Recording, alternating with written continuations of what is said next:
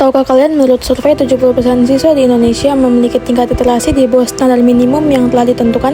Kemudahan yang diberikan kemajuan teknologi menjadi pisau bermata dua bagi pendidikan literasi di Indonesia. Kemudahan untuk mengakses buku elektronik, artikel online, dan juga jurnal online belum dimanfaatkan secara optimal oleh pelajar di Indonesia. Pelajar malah bergantung kepada internet yang dapat memberikan informasi dan jawaban secara instan daripada mencoba memahami materi melalui bahan bacaan. Merujuk pada data program for International Student Assessment, tingkat literasi pelajar di Indonesia kian menurun hingga pada tahun 2022 sebanyak 359, yang memiliki arti bahwa pelajar di Indonesia belum bisa memahami teks panjang yang informasinya bersifat implisit dan juga membandingkan perspektif satu teks dengan teks lainnya akan berdampak pada kurangnya pemahaman pelajar dalam materi pembelajaran, kurangnya sifat menganalisa, berpikir kritis, dan juga menyelesaikan masalah, hingga kurangnya penggunaan informasi secara efektif yang akan berdampak pada penyebaran hoaks. Untuk menyelesaikan permasalahan literasi di kalangan remaja ini, perlunya hubungan sinergis antara pelajar sebagai agen perubahan dan juga DPR RI. Oleh karena itu, jika saya diberikan kesempatan untuk menjadi calon legislator DPR RI, saya akan menginisiasikan pembuatan organisasi literasi soldier yang memiliki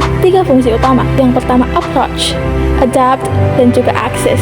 Tidak lupa untuk mendorong lahirnya organisasi literasi soldier, saya akan memaksimalkan 3 fungsi DPR, yaitu fungsi legislasi, fungsi anggaran, dan fungsi pengawasan. Pada fungsi legislasi, DPR RI akan bekerjasama dengan Kemendikbudristek untuk mengoptimalkan dan mempertegas Undang-Undang Nomor 20 Tahun 2003 tentang Sistem Pendidikan Nasional pada pasal 4 ayat 5.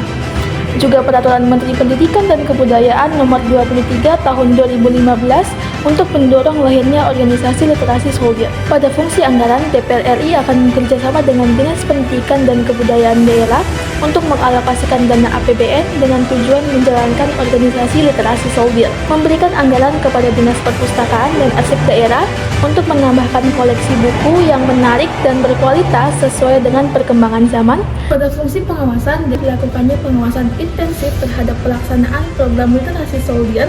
Kemudian akan dilakukan rapat bulanan bersama Komisi X, Kemendikbudristek, serta perwakilan dari Dinas Perpustakaan dan Arsip daerah untuk merencanakan kegiatan dan melakukan evaluasi terhadap kinerja program sehingga dapat terkoordinir dengan baik.